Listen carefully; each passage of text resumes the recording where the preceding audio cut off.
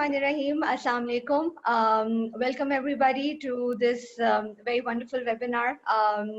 My name is Mariam Irfan and I am from School of Leadership Foundation. We are an organization that has been working along with young people through different capacity building programs. The webinar that we're here for right now is something that is very interesting and is also very relevant to the times we're in right now. Specifically, we would be talking about building social cohesion, promoting tolerance and respecting diversity on university campuses in Pakistan. A discussion which is relevant and much needed in today's time, considering the rise in extremist values and lack of tolerance, specifically amongst the younger generation of Pakistan. This particular webinar, this discussion is hosted in collaboration with UNDP Pakistan and NDF. UNDP Pakistan, as we all know, through its youth empowerment program, has been working with the government, with civil society organizations, other partner organizations, specifically for upliftment of young people in Pakistan by ensuring the provision of equal opportunities and allowing them and giving them space to become more socially, politically, and economically involved in the development of the country. The National Dialogue Forum, at the other hand, is a public policy organization involved in very interesting discussions and adheres to one simple idea, that is specifically unity in diversity. NDF basically advocates the public policy that would foster pluralism, a term that some of us might be aware of and a term some of us might never have heard of before this, but that we will be talking about in today's discussion. We will have some very, very interesting discussion points on how is it that we can peacefully coexist with individuals, other people who are like us, but might have different values, might have different thought process, and might have different beliefs. And how is it that we can peacefully coexist with people with different interests, different convictions, with different lifestyles. So basically an advocate that different is not wrong. Many a times what happens is that we feel if there is an individual who thinks differently, who advocates different beliefs, so hum sahi hai aur wo galat hai. But that's not the case, and that's what we're here to discuss today, because recently we've seen that we're kind of becoming a very polarized society. Har kisi ko apni beliefs pyari hai. We kind of try to hold to what we believe is right, and we kind of think if someone else is of an alternate perspective, to wo galat hai. So we will kind of have a very interesting discussion on how is it that we can all come together, not on these platforms, but also in our university campuses to ensure that we live as a tolerant and a more peaceful nation. So the structure of the discussion will be in a format that we have around 90 minutes for this webinar.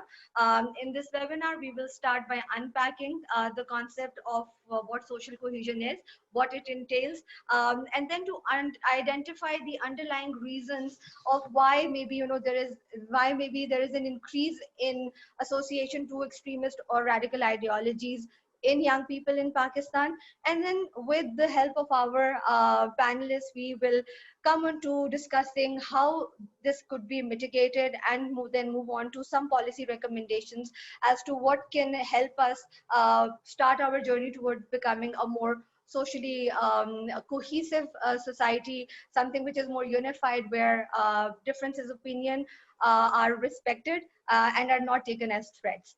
The last 15 to 20 minutes of the webinar will be reserved for your questions. What we could do is that even if during the discussion there is a question that pops up, please mention it in the chat box. I will be referring to the chat box every now and then and will be noting down your questions. Please also mention if your question is for a specific panelist. We could then later route it to the specific panelist, or if it's open, anyone from the panel would be happy to answer you. So this is going to be our format. With me right now, I have really experienced and esteemed guests. We're very, very happy to have them with us. And all of them bring in a very different dimension and have some really rich experiences, in the field of public policy, working with and through young people, also in working with the policies with the Higher Education Commission in Pakistan. Without further ado, I would like to request our panelists to give a brief introduction of themselves, about 30 to 40 seconds, about the kind of work that you've done specifically within this affair, and the domain of social cohesion, peace building, and promoting tolerance among young people in Pakistan. Dr. Feriha, if you'd like to start first. Yes, of course. Thank you very much for this opportunity. I'm sure this will be a very useful discussion. I have been involved in de-radicalization programs for the last 11 years, starting with Sabawoon in Malakand, and now monitoring those young boys who were militants. And some of the findings that have prompted us to venture further in prevention are in alignment with what you're saying, and I'll discuss it by and by. I'm basically a clinical and neuropsychologist. I trained in Canada and in England, and of course, we are very fortunate to have known Jumaina also for a long time. Right. Thank you so much, Dr. Fariha. We're very glad to have you with us. When we start our official discussions, we would also want to know more about the Sabawoon project that you've led. Thank you for taking time out and for being with us here. Next, Dr. Zulfiqar Sahab, if you could also give your brief introduction. Ji, name is Zulfiqar Gilani. I have a long past, so I'll not dwell on that. Currently, I'm working. One of the things which was missing in the blurb is that my basic training is in psychology, and I've been a practicing psychologist for about 37, 38 years. Practiced in Canada, in England, and the US, and of course in Pakistan. And I guess the simplest way to describe myself is that I try to observe. I observe things. I'll stop there. Right. Thank you so much, Dr. Zulfiqar. For now, move to Sikandar. Sikandar, please introduce yourself. Thank you, Bijan. My name is Sikander Bizenjo. I am from Karachi School of Business and Leadership, KSBL. I'm the program manager here. We are working with youth entrepreneurs, mainly who are from disadvantaged socioeconomic backgrounds, who have started small businesses. It could be a tailor, it could be Silai Kadai, beauty salon, those businesses. We train them, we mentor them, and we make sure that businesses get profit. Other than my professional capacity, I'm the curator of Global Shapers in Karachi. Global Shapers is the youth initiative of the World Economic Forum. And through this, this youth forum, we try to make sure that we make a conscious effort, at least in our own team, to bring diversity, not just in terms of skill set, but also in terms of religion, ethnicity, and whatnot. I am from Balochistan, in central Balochistan, from Nal. And I think I will be the least experienced from this panel, but I'm looking forward to learning a lot from all of you. All right. Thank you so much, Sikandar. It's great to have you with us. A perspective from someone who's from academia, also works with young people. I'm sure you'd have lots of great things to share with us and to add on to the discussion. Next up, Rafiullah Saab, if you could also give us a brief introduction. Hi, everyone. My name is Rafi Kakar, and it's a great pleasure to be part of this distinguished panel. I'm basically a policy and international development professional. I have been working in the youth development sector for the past 6 to 7 years. I worked at the youth division of the Commonwealth Secretariat in London, where among the other things, one of our flagship sort of initiatives was the idea of launching and publishing the Global Youth Development Index. So I was the co-author and co-editor of the Global Youth Development Index and Report 2016. I have been involved with UNESCO for the past 3 to 4 years. I'm part of their global experts committee on citizenship, on global citizenship education. So I have been basically providing input on how to redesign the global citizenship education agenda and curriculum in the light of changing socio-political and global circumstances. So right now I'm working with the government of Balochistan, but I sort of conflict management and peace building is one of my areas of interest and speciality. Right. Thank you so much, Rafiullah Saab. Great experience that you bring with yourself. And I'm sure we could learn so much from your work in redesigning the global citizen education curriculum you've just mentioned. Next, Jumaina, if you could please introduce yourself. My name is Jomana Siddiqui. Thank you again for inviting me to be on a panel with such distinguished experts, some of whom I know very well and have worked with. And so I am the Senior Program Officer for Pakistan and South Asia at the U.S. Institute of Peace. We're a quasi-government organization doing work to promote peace, tolerance, and social cohesion, not just in Pakistan, but around the world in areas where there is violent conflict or the potential for violent conflict, where we can prevent and mitigate this conflict. My background, I've been working on Pakistan programs for almost 15 years, based both in DC and traveling back and forth to Pakistan for extended periods of time, working with youth, specifically on political parties, livelihoods, economic growth, and now the work that I've been doing for almost 6 years here at USIP on peace, tolerance, and social cohesion and inclusion.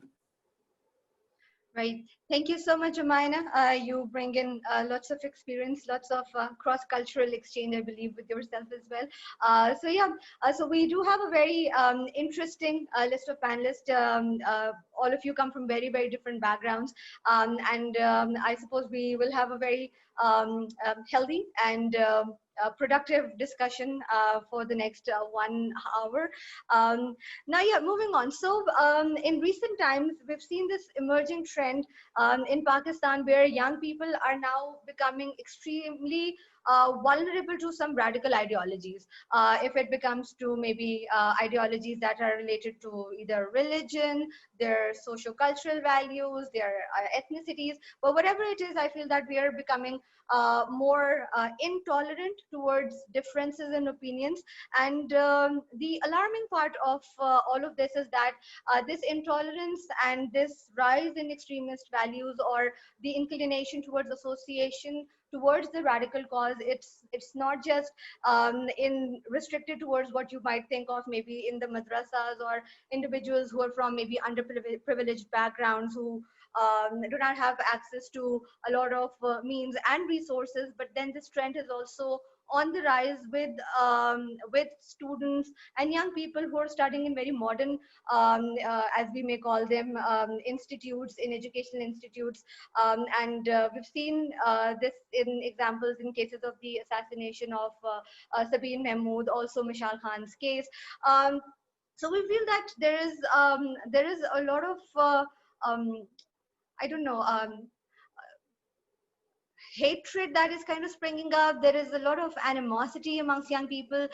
They're kind of angry. They just don't want to come together. They're not glued right now. For starters, for all of the panelists, I would want us to unpack the concept that we want to talk about, and that is the concept of social cohesion. I'd want you to explain it to me, and also bring in your dimension of the definition of what social cohesion is, and how far do you think we as a society are from that perfect definition of social cohesion as of now? We could start from Dr. Feriha. I said that's a good question that you have posed, and something that we all need to introspect about, to find out what is it that we are doing. And I don't think we are perfect. I don't think I'm perfect, for sure. Yeah. But what we found from the Sabawoon population was very interesting. I mean, most of the children who had been recruited by militants, of course, these are extreme cases, were those who had either dropped out of school or never went to school. So they were not part of any group or any sense of belonging. Fathers are not there, they're working abroad. And soon after we started the Sabawoon program, we started visiting the schools in the vulnerable areas from where these children had been mostly recruited, like Kabul, Kanju, Tutano Bande, where else was it? Anyway, there were 5 different high schools that we focused on, and when I went to the schools, I realized that how are these children really learning? How easy is it to drop out? 100 children for one teacher, huge number of students in a small room, questions are never asked. They're just told, this is it, and you accept it. The system is faulty, first of all. Yeah. And of course, most students who are both ends of the spectrum, those who are compromised, have some organicity or some learning difficulties, drop out. And also those who are very intelligent get bored and drop out. So that was one of the main factors why young boys were recruited. So we started a school intervention program and teacher training for these schools in small groups. You see, even teacher training programs at the government level are for huge groups of teachers. So even at their level, they are just asked to accept what is said to them and not ask questions. So how would they inculcate the same in the young? Yeah. And we were successful we made minimal investment. I had to raise money for this personally, but we had added 2 extra teachers, computer labs, and library. And as I said, some capacity building for the teacher. And the school dropout rate dropped significantly within a year. So there's very little that you can do. Now let's go towards the in-group, out-group dynamics that exists in schools. Most students, if they have compromised academic achievement, will not be part of the main group. They will be on the outside.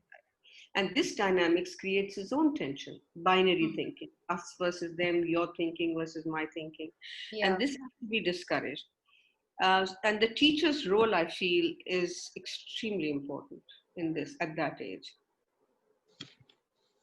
And I don't know how we can address this right away. I mean, there are many, many other factors, but let me jump now to what we are doing right now with some colleagues from Cambridge University. We'll talk in detail at another time once we have the results. I'm happy to share with you then. But we are trying to inculcate social intelligence, empathy, and critical thinking skills through a program that helps you build a scaffolding towards that kind of thinking. So it's not about right or wrong. You can hang on to your belief. You can believe what you do, but create a value spectrum. And this is all experiential learning. And this is very exciting. We have done it with the Sabawoon population and with those reintegrated and found significant differences after the training. So you have pre and post tests of paragraph completion tests, and you then analyze them according to how well they can integrate perspective. Right. We are hoping to do this online with university students soon. And in fact, we're doing a pilot right now with one institution, hoping to do a pilot now soon. So I think that is the way forward, because this methodology, I can send you references for it. You can float it in the group of how it's achievable. Yeah. And right. Take it from there. Okay, thank you so much, Dr. Fariha, and thanks for sharing the methodology that you've adopted, and also it has become, it has been successful in that case, and I'm sure we could all learn from it as well.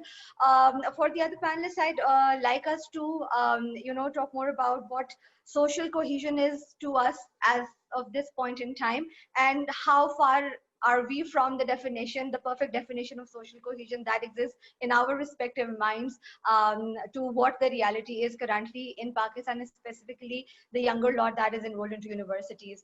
Sikandar, since you yourself are part of an academic institute yourself, would you want to start off with this? Yeah, thank you, Mariam. I think Dr. Fariha gave a very important aspect of research and evidence-based way forward on what they are doing and how do they see social cohesion. If I talk about how do I see it as a young individual, because I'm not totally embedded with the academia side of the university, I'm looking at a different department where I work with youth which do not have formal education. But in the light of how I think I see social cohesion, definitely we are not anywhere near perfect. We're far, far away from that line. But social cohesion to me would be where religion, where my accent of Urdu, where my linkages, my geographical connection, my ethnicity, this does not matter when it comes to work. If I give you just basic examples, I'm talking about the very highly qualified individuals, highly qualified youth that make these mistakes and do not own up to these mistakes. For instance, I'm sure the panelists would agree with me. The people of Khyber Pakhtunkhwa, they do not like the word KPK. It's KP, it's Khyber Pakhtunkhwa. understanding this basic difference, not thinking that it's a big thing, would further polarize people or marginalize people of one province. The same goes for Balochistan. If I talk about Baloch people for a specific, um, it's a common mistake that people in Pakistan generally do. Even our Honorable Prime Minister has done it in his opening speech. We are not Balochi people. We are Baloch people. Balochi is the language. So these are some of the basic things that we need to understand. We need to learn. We need to accept that these are the differences. We should not shy away from these differences. We should not hide behind our own, I don't know, maybe insecurities. I often hear that people of Punjab are Punjabi, people of Sindh are Sindhi. That doesn't answer the question. That's not the solution. That doesn't mean people of Balochistan would be Balochi. So first of all, we have to understand that these differences are not there to be sort of neglected or made fun of. These differences are there to be cherished and use the diversity for a greater good. That's what social cohesion to me is. Right. Thank you so much, Sikandar. Jumaina, if you could also shed some light on what is social cohesion to you, and also looking at it from a bird's eye view. If you zoom out of Pakistan and then look at it, how cohesive do you feel we as a society are, and what is maybe if there's a spectrum, and if you could place us somewhere, where would it be? Thank you. No, this is again a great question. Like the other panelists have said, for me, social cohesion is not a single social identity, but that you're living in harmony with multiple people. And people used to think that the United States was always held at this melting pot where multiple identities can come and be, live together and that's not has been the case. The idea of the U.S. and what the idea of Pakistan was meant to be as well has not been achieved. Jinnah's vision for Pakistan, and as growing up here in the U.S., but spending multiple summers, since I was 2, coming back and forth from Pakistan, I think that what was envisioned for the idea of Pakistan has not been achieved. There's been steps taken, but then for every step you take, Pakistan is pushed 2 steps back, unfortunately, whether that's due to the politics, to the security, to Pakistan's neighborhood. But and so where Pakistan is at a critical point, where I think Pakistan is at a tipping point. You've seen a number of elections that have taken you towards a democratic principle and fostering of democratic values, but that's not enough. Having elections is not going to foster democracy and peace and harmony in any country. It's not fostered peace and harmony here in the US. You look at movements like Black Lives Matter and other movements, social movements that have emerged, and many of these have emerged on campuses. And so I think building these tools of and inculcating children with ideas of social cohesion and tolerance. Yes, university campuses are the place, but not the place to start. The place to start is with younger children. The place to start is at the home. Because teachers can, push children to ask questions like Dr. Paracha mentioned. But then if parents aren't allowing those children to ask those questions, then they're also torn. And that I think, Dr. Zulfiqar and Dr. Paracha can probably talk more about how this impacts children mentally, if they're torn between what they're learning in school and what they're learning at home.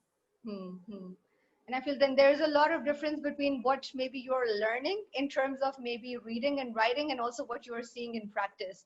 That also kind of creates a lot of divide, because then there's not a lot of integrity as to what is being said and then what is being done practically. Yeah. All right. Thank you so much, Jumaina. Dr. Zulfiqar, if you could also enlighten us with your experience that you've had in psychology and your interaction with younger people. How do you unpack this statement, this term of social cohesion? Actually, I didn't have a clear sense of how much time I'll have, so I've tried to sort of jot down some random thoughts. पहली बात तो मैं ये करूं कि I think we need to stop being exclusionary. This is not only the problem of the youth. Actually, the fountainhead of the problem are the adults. Whether they are teachers or parents or stuff like that. So, I mean, we find youth to be an easy target, a soft target. So many of our things are just starting with them.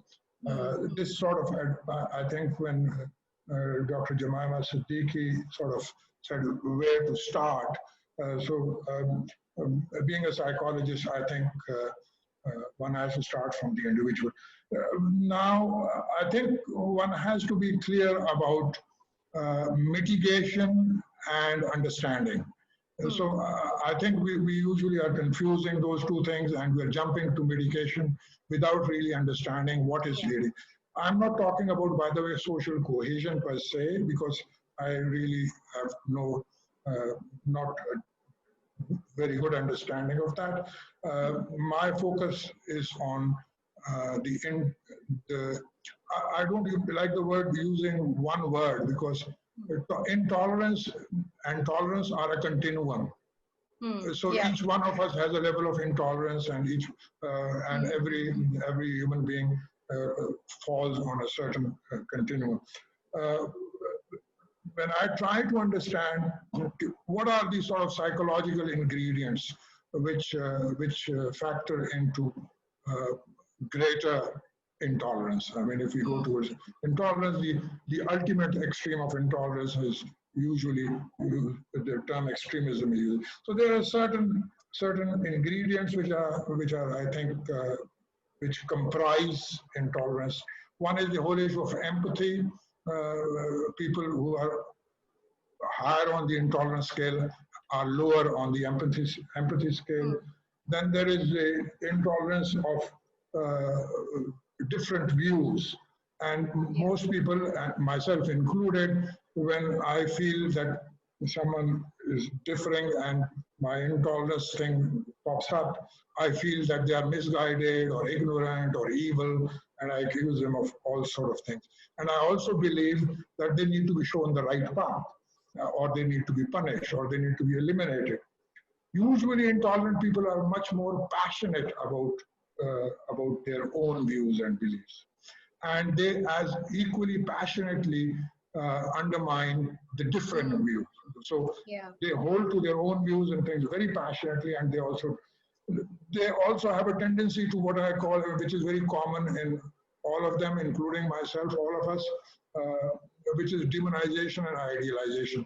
They tend to either have perfectly evil, they think in terms of black and white. Some people are really perfect and there's nothing wrong with them. Usually those are the people who are their parents or stuff like that, or those who agree with them. And then there are the perfect devils, evil people. Shades of gray, combination of good and bad being in all human beings. That's not something.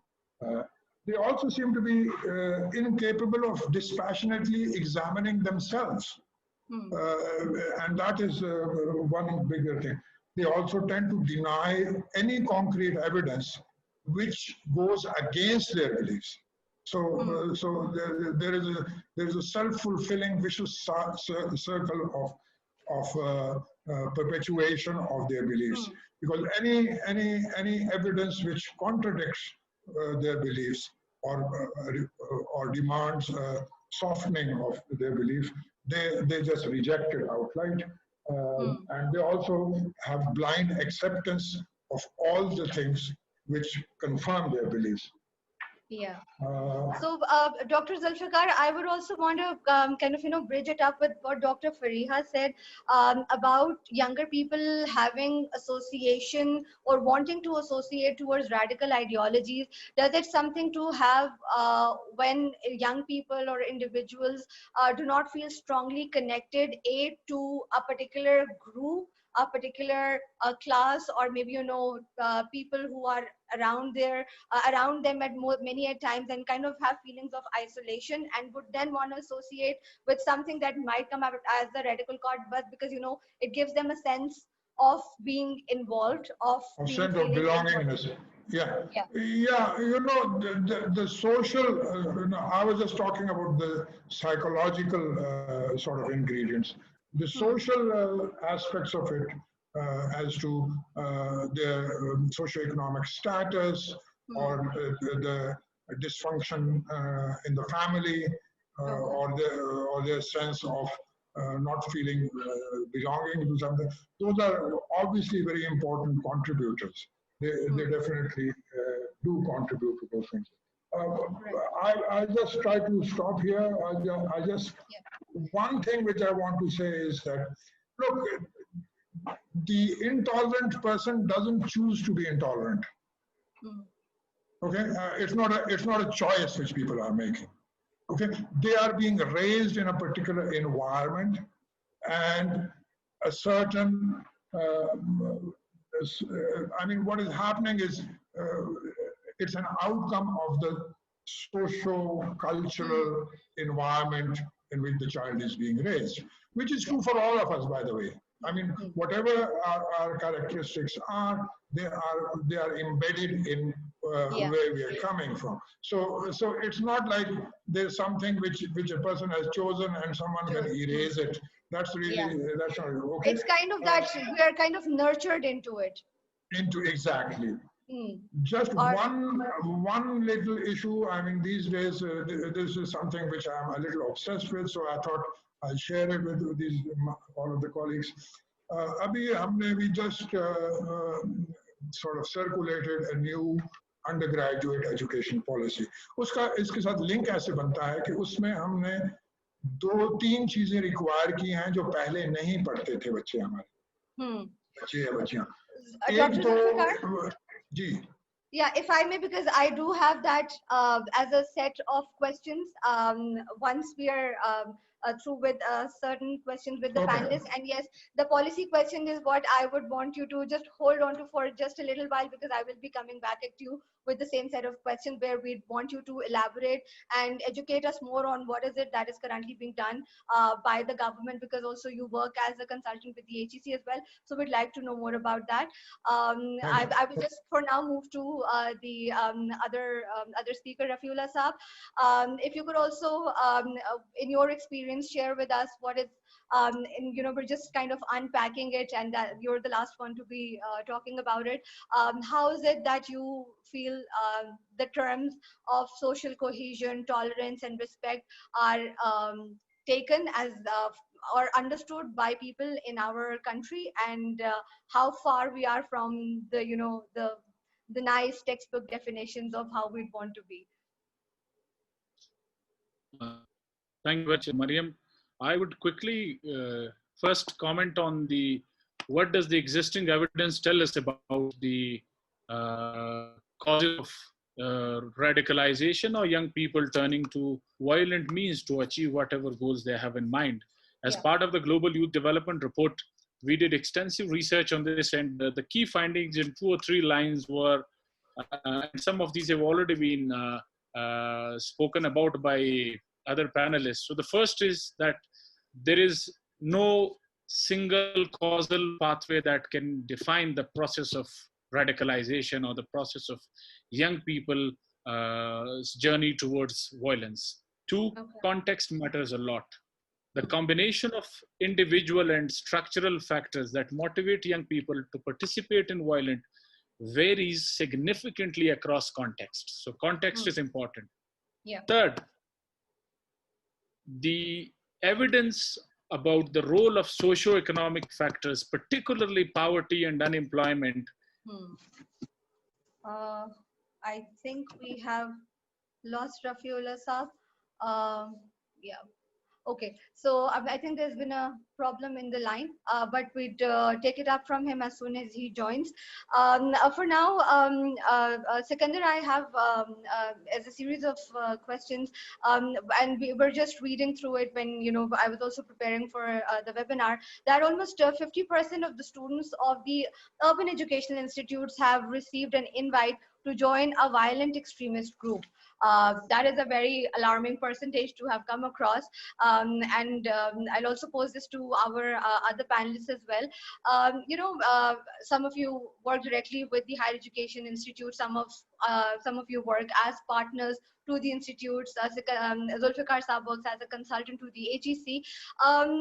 What steps have the institutes themselves taken to ensure that, you know, they're kind of embedding the values of what we might want to say tolerance, peace building, living together, of promoting harmony, diversity. I know, I remember, if I go back to the school times, these are the concepts that our teachers would talk about. But then, you know, coming to the undergrad or graduate levels, I believe that these were the discussions that were only parked for certain departments and not for everyone, generally, to talk about, okay, what is peace, what is diversity, what is inclusion. And so what is your take on it? How is it that the higher education institutes in the country, are they or are they not embedding these values in the young people as of now?